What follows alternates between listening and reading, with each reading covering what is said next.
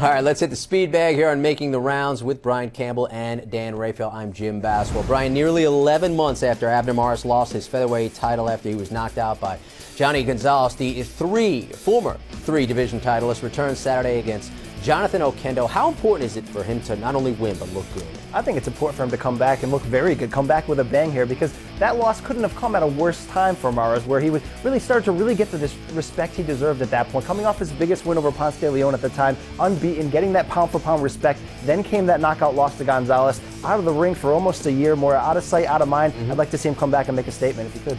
Dan, better late than never. Former undisputed heavyweight champion Evander Holyfield, who last fought in 2011, officially announced his retirement from the sport at the age of 51. How will the real deal's career be best remembered? Well, first of all, there's a lot of people I think out there that probably thought he already was retired because he hasn't fought since 2011. But, his legacy is what it is. He's one of the greatest heavyweight champions of all time, a guy that got as much out of his, ability as anybody possibly could have. But I view him as a bit of an overachiever from the Olympic Games to undisputed cruiserweight champion, then moving up to become the undisputed heavyweight champion.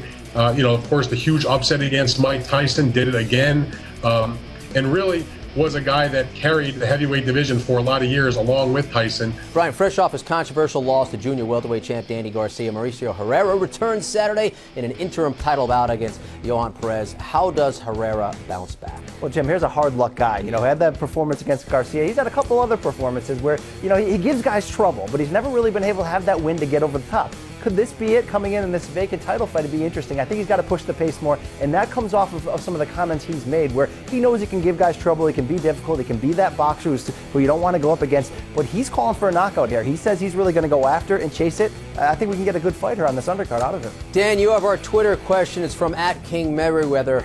When will Errol Spence Jr. be the main event, or at least get on a major card? Well, Errol Spence Jr., first of all, is one of the very best prospects in all of boxing. He's a welterweight. He's 13-0. I view him as the best prospect of any of the Americans that fought on the 2012 United States Olympic team. As far as being in the main event, his last fight, he actually was the main event. It was a showbox card. He looked tremendous, looked really, really outstanding, won basically a shutout decision against Ronald Cruz, who was an experienced veteran fighter. So that was the main event. He'll be on major cards at some point in his career. He'll make that jump onto the main Showtime cards at some point, you would think.